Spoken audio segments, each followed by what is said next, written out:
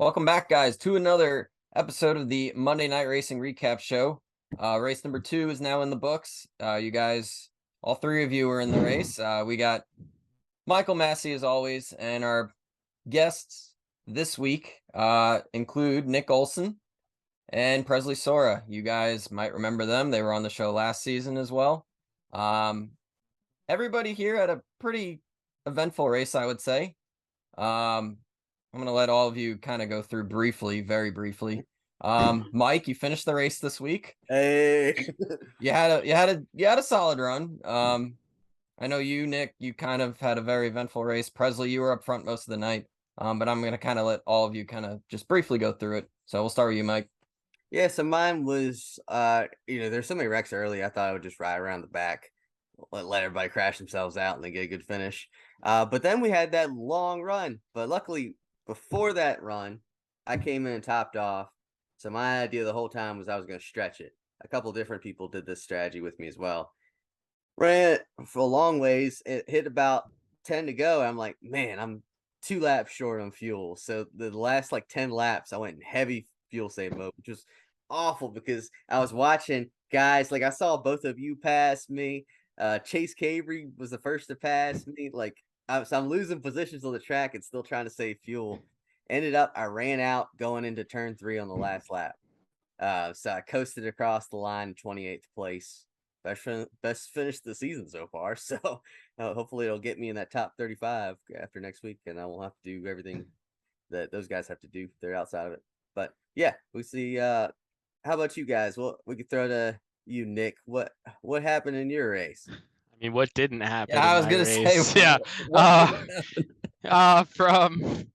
From some fuel strats earlier, coming in to top off at around lap 10, thinking we were going to get some green flag runs in, getting collected. We're not collected, causing my first accident of the year.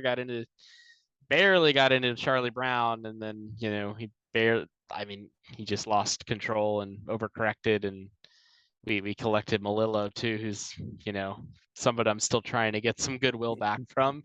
So we'll see how long some memories are. And then fast forward through, Bailey Turner's calling, he's coming down pit road. I don't really hear it, and I wasn't paying attention. We were trying to work out our own strategies, and I clobbered him because I was right behind him. So thankfully he didn't wreck, or else I would have been parked. And then we pit under green, and then Mike, you and I crossed paths with about 2 or 3 to go. I think we ended up going from about 35th when we came off pit road. We finished 23rd by the end. So it's a solid points day given everything that went on. Unfortunately, we got our first incident point of the year. You don't really want that, but it's early in the year, and it's really easy to jack someone up in these ARCA cars. So I know I'm better than how I ran tonight. It was just real difficult to pass, as I'm sure a lot of you guys, felt. It was really hard to pass. I felt like I had top 5 pace, ran a really bad qualifying lap, and just never got through the muck in the middle of the field, and just was kind of stuck in purgatory. So we'll take the points and we'll go on to next week. For sure. And I believe old Charlie Brown wasn't had some harsh words if I remember correctly. I couldn't exactly hear it, but it wasn't good. Yeah, Charlie definitely let me know that he wasn't happy about it, and he's entitled to that. But there were many instances last year where Charlie had to do some apologizing. So I understand accidents happen, but I have respect for everybody who runs in this league. Everyone earned their spot, and you hate to get into anyone. So sure. Tonight was on me. I take 110% blame, and we're going to move on. For sure. For those watching, they take the incident points seriously this year. We saw them tonight. Jeff Green, 2000 NASCAR Busch Series, now Xfinity Series champion. Jeff Green was parked tonight because he caused 2 incidents. So, and you only get 8 this year. That's lower than last year. I think we had 12 last year. I think you only get 8 this year. So you're right. Jeff Green, poor Jeff Green. I love Jeff Green, but he just wiped out a quarter of his incident points tonight, which really sucks. It was Jeffios, not Cheerios. It was Jeffios. Yeah, the Jeffios. Hey, he's still a legend in our heart. But Presley, you had a good night tonight. What more did you need to get up there and get the win from Chase Cabre, the winner, by the way? I mean, a couple hundred extra horsepower, maybe. Dude Fair. was flying. I couldn't believe it how fast he was. I mean, he was in another zip code. I could hang with him for a few laps, and the longer the run went, the further out he got. But I did get in front of him at one point. He checked out there at the start. I think I ran like second or third, and we had those yellows. And on one of the cautions, I pit, or him and I both pit, and I jumped a couple positions, and I got up in front of him, so I ended up leading. I don't know how long I was in the lead, probably 10 or 15 laps, maybe not even that. But sure enough, he came hauling around me, and I didn't put up much of a fight because I knew I wasn't staying with him. But yeah, he was just too good. And then me and Corey and Collin, we were fighting hard there at the end too, and I squeaked out a P3. So we'll take it. Nice. Good points tonight. Good points tonight. Mm-hmm. And speaking of Collin, part of the reason I asked both of you guys to come on is I believe you guys had a common enemy. After the race, it seemed like neither of you were too thrilled with old Mr. Collin Fern. So what happened from your viewpoints? I guess Nick, you could start. All right, yeah. I mean, Colin's one of my best friends. I want to establish that straight away. I've known Collin 7 years now. We get along great, but we have very contrasting personalities sometimes. So when things weren't necessarily going my way during the race, I made it known in driver's chat that I wasn't happy with how some things were going on. And when that explanation worked its way into the post-race chat, I was kind of let know that, hey, maybe a lot of these things wouldn't be happening if you didn't do X, Y, and Z. And in the mood that I was in, I wasn't necessarily open to hearing that. But when you're mad already, you don't want to necessarily hear it's your fault either. But you know what? He's right. End of the day, Collin's got that very blunt personality. He's going to let you know how he feels no matter what situation it is. And I'm sure if he had his chat tonight, like he might have if he kept his mouth shut last week, then maybe we would have heard a little bit more. But it was nice having Josh Mendoza back in race control. I know that feeling is universally felt after last week. MNR did the right thing and brought Josh back, and I know we're all happy to have him back. But there's obviously a few kinks as always to start a year, and they'll work them out. Just a few. Yeah, we had the cautions thrown at appropriate times for the most part tonight. Oh yeah. What are you counting? Oh, sorry. Yeah, I'm sorry. It's just you throwing fingers up is distracting me. Sorry, this is the amount of F's I give at this point. Yeah, appropriate with the shirt too. You gotta change. Oh, that's perfect. That was a perfect line with the shirt. You gotta change the name on the shirt. Yeah, right. But yeah, there was one caution though where it was on that restart, and he threw the caution right away. But everyone else in our race needs to learn that caution means slow down. Yeah. Like I stomped on the brakes, and I look in my mirror, I see guys still coming a whole head of steam. I'm like, whoa! So I got back on the gas again.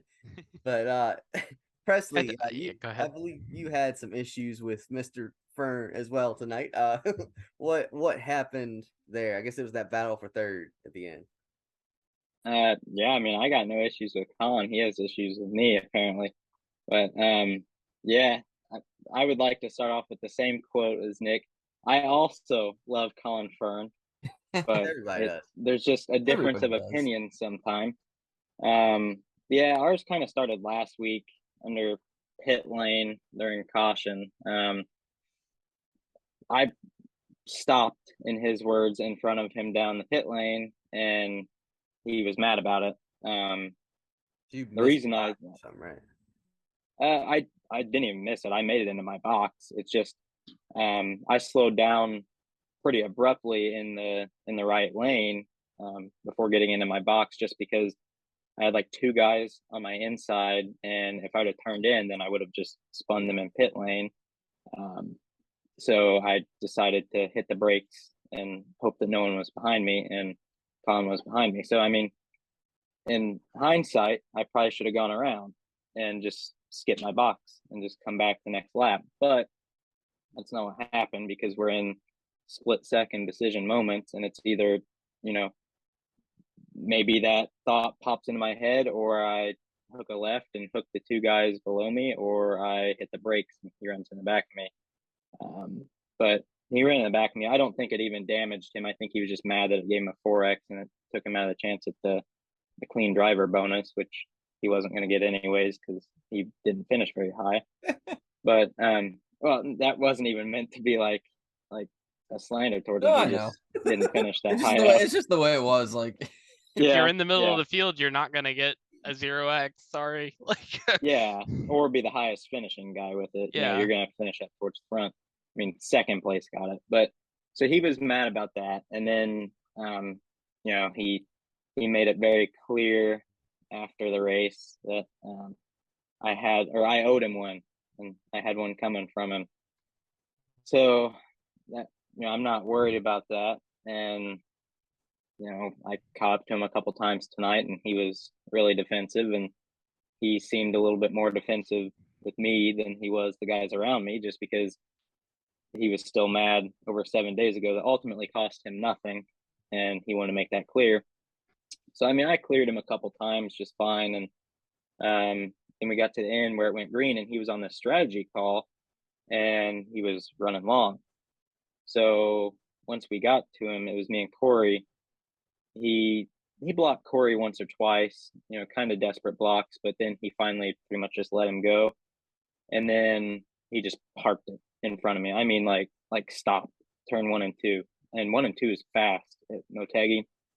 He parked the bus, and on the white flag he did it again, and I cut down below him off a 2, and I had, you know, maybe just a little bit under him. I mean, like just an inch or two. And he was just blocking me. He probably blocked me 3 separate times down the backstretch on the white flag lap. And, you know, I did get to his inside at a point, and I should have probably just been the mean guy and not kept turning left for him, and I should have just let him turn himself. But I decided to be a little nicer, and I kept turning left, and finally we get to turn 3, and I'm at his quarter panel, and you know, he's on my right side, and I'm all the way down on the white line entering 3. Well, you can't enter that shallow at Motegi in any of the corners. Like, you can't just make that work. So we get down to turn 3, and I slide up a lane or two, and doored him up the track, and I think he still finished 4th or 5th. I don't know where, but that also didn't hurt him any. Like, it cost him my spot that we were racing side by side for, but it didn't really cost him besides that. And he was mad about that and wrecked me after the finish, after the checkered, and then made it clear a few more times after the race that now I owe him 2, and I have 2 paybacks coming my way, which I'm also not too worried about, because I mean, if he wants to play that game, then we can play the whole bumper tag game for the rest of the season. But I'd rather just go for good finishes like I have so far and keep knocking off top 5. So I'm not worried about him, but if that's the game he wants to play, then we can play it. But I don't think it's that big of a deal.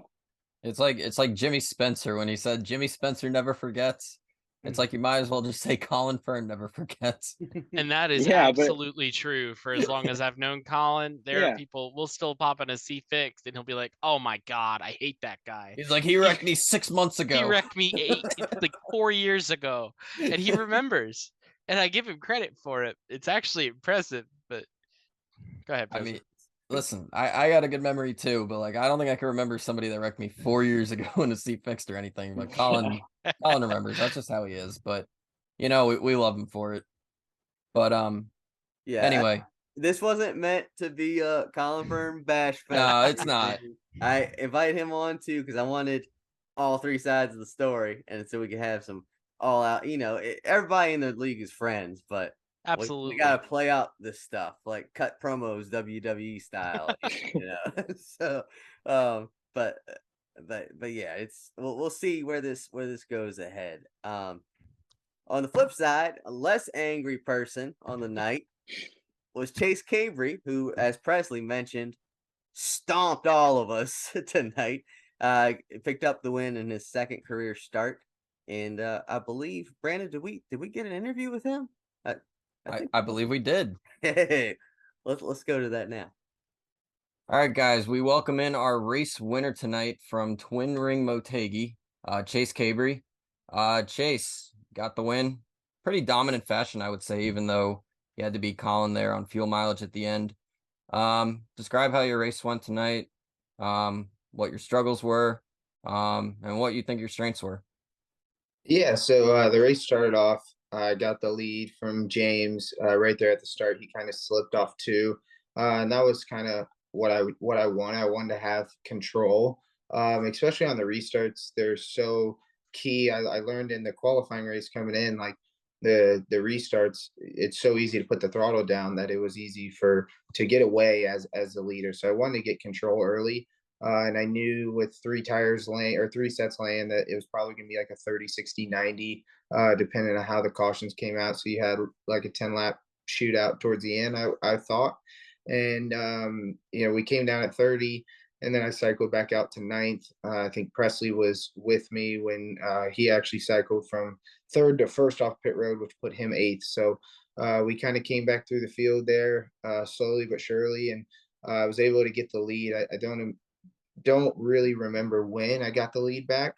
And then, just kind of trying to set a pace to where I could build a gap, but also maintain and take care of my tires. And then we had the green flag pit stops. And, I was sitting there thinking, oh man, I hope this guy's going to run out, or I hope he needs to pit. And I was like, I want to say 14th, 15th at one point, just hoping for people to start falling down and pitting. And it ended up working out. And then I thought Collin was actually going to run out of fuel because he pitted at lap 50, I believe. So I really thought he was going to run out, and I started running him down. I knew I needed to get around him because I saw, I think it was Adam and Presley coming behind me, and I knew if I took too much time getting around him, then they were going to get to me. So I was able to get around him, I think about 7 laps to go, and just kind of rode the rest of the race and try to maintain the gap out back. Now, Chase, that was a long race, all right? And I only ran the 100 laps. You had to do a whole other thing beforehand just to get into the race. So tell us, what did you have to do to actually get in the show? What was that process, and how long did this night feel to you? Yeah, so if you're not in top 35 in points from last year, they put all the newbies in what I call the B main to start the night, and then they take a certain amount. Kind of differs each night depending on how many people show up, and they take like tonight they were taking 6. So we ran a whole practice qualifying that started at 6:30, or 6:30, and then we started the race at 7. It was a 25-minute race, and was able to get through that and get into the main show, which I was able to do last week as well. So I got one more week of doing that. And then hopefully I'm top 35 in points, and then I'll be able to just get in. Yeah, it'll be much easier for you after that going. A lot less racing in a night. I hear you. What did you think about the combo? Was that your first? Had you done that combo before, or? No, I was actually saying in the broadcast when earlier, I think it was a couple days ago, when I just loaded in, because I didn't even have the track bought, and I thought, for whatever reason, I thought it was Monza. I thought Twin Ring was Monza, and so I was really shocked when I loaded in and realized we weren't jumping into turn 1 like you do at Monza. Yeah, for sure. Yeah, I didn't have the track either. Like, because I don't have the track either, and I know that's probably the case for a lot of people. But Chase, he spots for that guy right there. That guy. Yeah, that guy right. So if you have any problems with Nick on the track ever, you take it out on Brandon here. We've made the joke the last 2 seasons. If Nick wrecks you, it's my fault. But, understood. I know who to come after later. Yeah, it's all right. But you guys go to Texas with the Xfinity car, I believe, next week. No, it's the MX-5s at Daytona Road Course. Okay. Yeah. Okay, MX-5s. Okay. Describe what you think going into that race? I know you're mentioning on the broadcast about a little bit about it, but kind of tell us what you expect going into that race and what your expectations are. Yeah, if we were running a stock car on a road course, I would say I would be somewhere hopefully inside the top 15, top 10 maybe. But being in a road course car, I'm really have no idea what it's going to hold. I'd probably be running around in 28th place or something. If I even make it into the later show, it's not my forte. I've never been that great at it, and I don't foresee myself being that great at it. Hey, you and me both, man. You and me both. Hey, Presley and Nick, you guys got anything to ask him? I didn't see him all night, so no, I'm good. How were you so fast? How? I don't know. I think that just gelled well for me. I really like that. I don't know. I know a lot of people weren't shifting. I was shifting every single lap, qualifying. Yeah, I shifted qualifying every single lap of the race, and I know a lot of people weren't. And I had figured that out like yesterday in the practice deal that someone had hosted. That I felt shifting for me was better because I could keep the nose down and not have to use as much brake to heat up the front tires. So it was helping out for sure on the long run. And just having the brake bias as far back as it would go, so I didn't heat the right front up as much. Were you just doing it 3 and 4, or were you doing it all the way around? No, just 3 and 4, yeah, and then I ran 60% on the brake bias, and then I turned it back another 3 once you got in, so I essentially had 57 just because it burnt. Apparently, according to David Shieldhouse, who told me to do that, it heats up the right front too much. I learned that a couple days ago when I sent him a picture, and I had 17% left after 30 laps. And he gave me a couple of tips and tricks of how to fix that. So I think it helped out a lot. Hey, we got all your secrets now. Yeah, I was gonna say, I'll forget them all the next time we race there. So, giving away all the secrets here now. You guys know, just watch back the episode and now you'll remember. Next time you go to Twin Ring, this is what you do. we got it on tape. Yeah, next time. Can't wait. But I can tell you're thrilled. Chase, thanks so much for joining us. Congrats on the win. Any way you're gonna celebrate the win, or you get the champagne or anything like that? My girlfriend's been tearing apart the shower, so I think my celebratory is going to be going helping carrying tile out, so we put new tile in. Nice. That sounds fun. What a great way. Sounds good. Yeah. But all right, thanks so much for joining us. Yeah, thanks, Chase. Have an awesome week. I'll see you on the racetrack next week. Y'all have a good one. All right. That was our winner, Chase Cabre, tonight. So I'll ask him to close it out. The same question I asked you guys, or him. I'll ask you guys the same question I asked him. Wow, jumbling over the words. You guys go to the Daytona International Speedway next week, the road course with the MX-5, the Mazdas. I know both of you have experience. I know you do too, Massie, with those cars. What are you guys looking forward to? Yeah, you're gonna put that in quotes, whatever. What are you guys' expectations? I know both of you, Presley and Nick, you guys are really good at it. So I'll start with you, Nick. What are you expecting? Yeah, it should be a great race. I know last year delivered in the playoffs, so this is a track that both myself and Presley both have a lot of experience in, and I know that goes back to our Road to Glory days too. So I'm really excited, but like every season, you'll have new drivers. Just gotta see what they bring too. But I think we got a good shot to win. What about you, Presley?